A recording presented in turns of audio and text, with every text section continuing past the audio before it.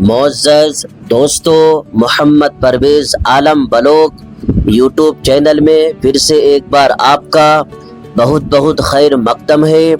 میں آپ کا دوست محمد پرویز عالم آج میں موجود ہوں دہلی کے فیروز شاہ کوٹلہ اسٹیڈیم کے پاس، اور اسٹیڈیم کے بغل میں ہی ایک دروازہ ہے جس کا نام خونی دروازہ ہے۔ آخرکار اس دروازے کا نام خونی دروازہ کیوں پڑا؟ اس دروازے کا نام اپنے وقت میں کابلی دروازہ ہوا کرتا تھا۔ دوستو، یہ وہ دروازہ ہے جہانگیر کا دور دیکھا ہے، بادشاہ اورنگزیب کا بھی دور دیکھا ہے، اور مغل سلطنت کے آخری بادشاہ بہادر شاہ ظفر کا بھی دور دیکھا ہے، اور ان تمام بادشاہوں کے دور میں صرف یہ دروازہ خون ہی خون دیکھا ہے، اسی لیے اس دروازے کا نام خونی دروازہ رکھ دیا گیا ہے۔ دوستو، دہلی کے خونی دروازے کی تاریخ بڑی دل خراش اور خون ریزی سے بھری پڑی ہے۔ یہ دروازہ دہلی گیٹ کے قریب بہادر شاہ ظفر مارگ پر واقع ہے۔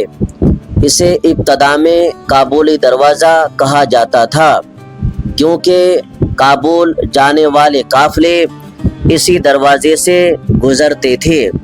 شیر شاہ سوری نے اسے اپنی تعمیر کردہ شہر فیروز آباد کے شمالی دروازے کے طور پر بنوایا تھا۔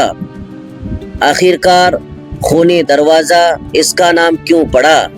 تو میں آپ کو بتا دوں، اس دروازے کا نام خونی دروازہ اس کی خون آلودہ تاریخ کی وجہ سے پڑا۔ اس دروازے نے کئی تاریخی واقعات دیکھے ہیں جہاں بڑے پیمانے پر خون ریزی ہوئی۔ تاریخی واقعات: جہانگیر کا دور۔ مغل بادشاہ جہانگیر نے اپنے والد اکبر کے کچھ نورتنوں خاص وزراء کی مخالفت پر نورتنوں میں سے ایک عبد الرحیم خان خانہ کے 2 بیٹوں کو اسی دروازے پر قتل کروا دیا تھا۔ ان کی لاشیں کئی دنوں تک یہیں سڑتی رہیں۔ اور اورنگزیب کا دور۔ شہنشاہ اورنگزیب نے اپنے بڑے بھائی دارا شکو کو تخت کی جنگ میں شکست دینے کے بعد اس کا سر قلم کر کے اسی دروازے پر لٹکا دیا تھا تاکہ سب کو عبرت ہو۔ نادر شاہ کا حملہ۔ 1739 عیسوی میں جب نادر شاہ نے دہلی پر حملہ کیا اور قتل عام کروایا تو یہ کہا جاتا ہے کہ اس دوران اس دروازے پر بھی خون ریزی ہوئی تھی۔ حالانکہ بعض ذرائع کا کہنا ہے کہ یہ قتل عام چاندنی چوک کے دریبہ محلے میں ایک دوسرے خونی دروازے پر ہوا تھا۔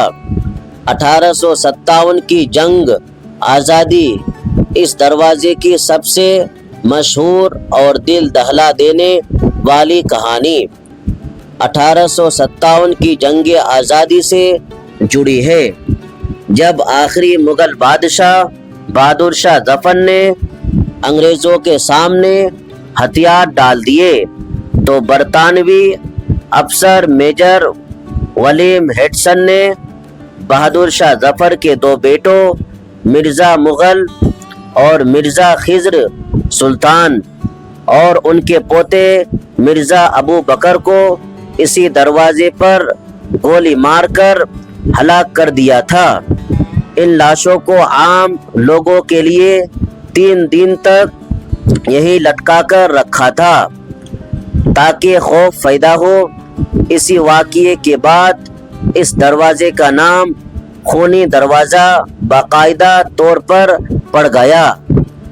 یہ دروازہ دہلی کی خون آلود تاریخ کا ایک خاموش گواہ ہے جو آج بھی اپنی کہانی خود سناتا ہے۔